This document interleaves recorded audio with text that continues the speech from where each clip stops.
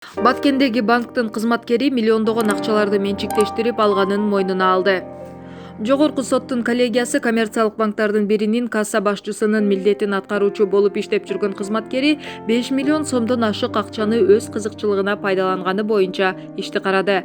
Айыпталуучу Дастан Ош облусунун тургуну, үй бүлөлүү, жогорку билимдүү. Ага жазык кодексинин 205-беренеси ишенип берилген мүлктү ыйгарып алуу же жоготуу, 43-беренеси кылмышка кошо катышуучулардын түрлөрү, 359-беренеси документтерди жасоо боюнча айып тагылган.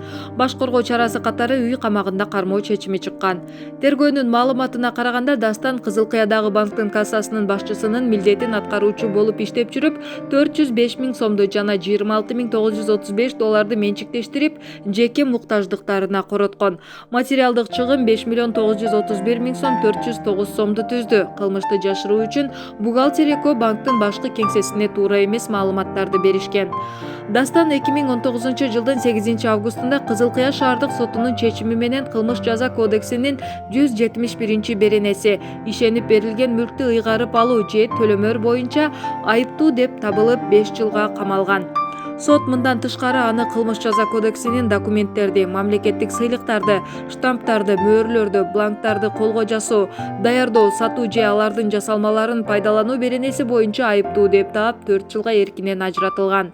Сот жазаларды бириктирүү жолу менен аны 7 жылга эркинен ажыраткан. Бирок сот 3 жылга шарттуу жаза дайындап, банктын пайдасына 5 548 409 сомду төлөтүү чечимин чыгарган. Баткен облустук сотунун коллегиясы ишти 2019 жылдын 11 октябрында карап, биринчи инстанциядагы шарттуу жаза жөнүндөгү өкүмдү өзгөрткөн. Дастан жазык кодексинин 205-беренеси ишенип берилген мүлктү ыйгарып алуу же коротуу боюнча айыптуу деп табылып 5 жылга эркинен ажыратылып 140 000 сом айып салынган. Ал эми документтерди, мамлекеттик сыйлыктарды, штамптарды, мөөрлөрдү, бланктарды колго жасоо, даярдоо, сатуу же алардын жасалмаларын пайдалануу боюнча 4 жылга камалган. Облустук сот жазаларды бириктирүү менен 6 жыл эркинен ажыратып 140 000 сом айып салган. Сот буга катар эле банкка 5 490 409 сом төлөтүү чечимин чыгарган.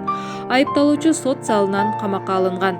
Дастандын жактоочусу бул чечимдин үстүнөн даттанып жогорку сотко кайрылган. Жактоочу алар биринчи инстанциядагы соттун өкүмү менен макул экенин айткан. Анткени ал чечим мыйзамдагы жазаны жумшартуучу жагдайларды эске алуу менен кабыл алынган деп эсептешкен. Дастан күнөөсүн мойнуна алып өкүнөрүн билдирген. Жактоочусу болсо айыпталуучу Дастан милицияга өзү барганын белгилеген.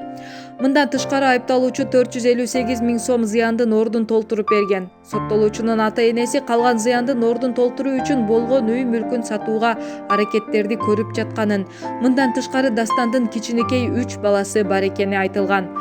Жогорку сот 2019 жылдын 23 декабрында аталган иштин материалдарын карап чыгып, Баткен облустук сотунун өкүмүн өзгөртүп, 140 000 сом өлчөмүндөгү айыпты жокко чыгарды. Өкүмдүн калган бөлүгү өзгөртүүсүз калтырылды. Дастан 6 жылын абакта өткөрүп, банкка келтирилген зыянды төлөп берет.